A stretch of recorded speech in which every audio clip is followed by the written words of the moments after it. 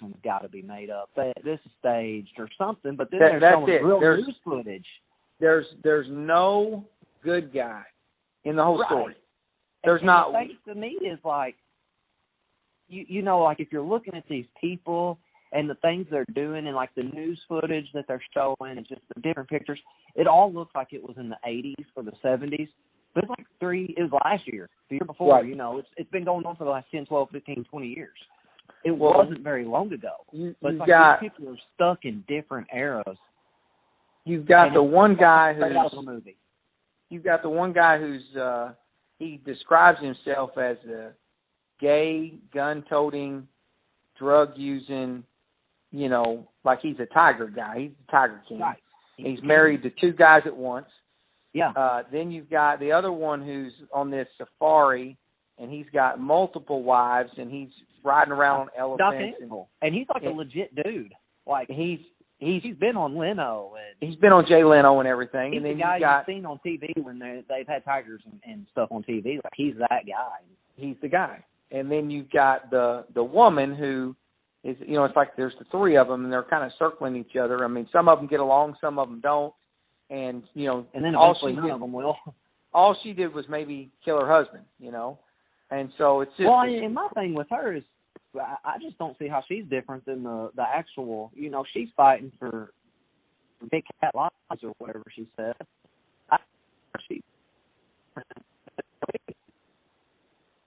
In regards to keeping the tigers cages and basically using them to make money off of them, she does the same stuff, and she has got more screws loose in her head. Yeah, it's like I said, there's no good guys in the whole story. There's not one good guy. Like usually in the story, there's the protagonist and the antagonist, the good guy and the bad guy. Right. Not here. You know, there's just shades of gray here. And the best part of the whole thing is the music videos. And I don't want to spoil it for anybody, but you'll be watching, and all of a sudden here comes this music video, and that's where you're like, this is not even real. This is made up. This is fake. There used to be a TV show on, like, Discovery or something like that called Amish Mafia that for no good reason I got really into for a couple seasons, and that's probably all it lasted because it was that bad, about these Amish people out in Pennsylvania. And they described themselves as the mafia, where they had, like, they owned stores and people had to pay them rent. And if they did, and, you know, like you hear about the mafia, but you're watching it, you're like, no way kids are doing this as Amish and posing as Amish mafia. And it, to me, it was relatable to that. Just the unbelievableness of everything going on throughout the whole story. And like Scoot said, he pointed this out. You know, I told Scoot about it. I said, "Hey, have you seen this?" He said, "I just binge watched the whole thing." Right. I think it's 7 episodes. He just plowed right through, and he, you know, we were talking about the music videos and how just outrageous it is. And he said, "But here's the thing: the guy actually has a nice voice." And I said, "You know, you're right. He does." You wouldn't boo him off stage if he was at karaoke. If it was karaoke night, you'd be glad that he came and you got to hear something decent. That's right. But, you know, if he got to sing his own song at karaoke, you'd laugh uncontrollably at the lyrics. You wouldn't know if you were out at the bar at karaoke night or if you were at the comedy club. I mean, it's just...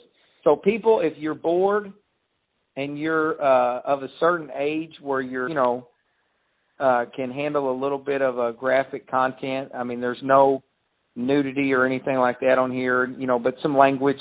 You know, and just apparently it's cool for guys that seem like they've been on drugs for a long time. But yeah, I would just say to everybody, you know, if you're bored at home, check that one out. Yeah, definitely check that one out. And that's a good one. And it's going to go quick. You're going to get, because you can't go anywhere right now. Yeah, you're stuck at home. You can't walk away. And you literally just can't get away from it because we started yesterday afternoon. We watched a couple episodes, and then, you know, kind of got away from it. Started doing some other stuff, and then last night was like, I'm gonna watch a couple more. Watched one, it turned into like 2, and then it turned into a third. And we're like, gosh, how many more are there? there were two, but it was getting late, so like, let's just finish it tomorrow. And turned it on, and you called me twice earlier, and there was nothing else going on for me but finishing the Tiger King. I had to know what happened. Yeah, it's here's the great thing about it.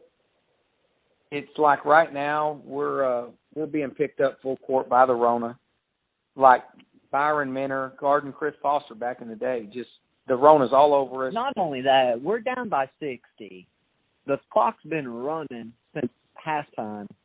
This is the point of the game where, all the other people, well, I guess from our team, this is not the point that I like to normally be on, but from our fans are yelling at Corona right now to take the press off. Take the press off. You guys are up by enough.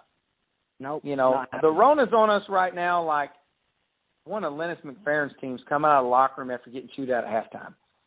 Like, okay, you made your point. I can't go left. Okay, you've made your point. Just can you back up a little bit now because you're winning by enough? Corona's basically telling us there's no participation trophies anymore.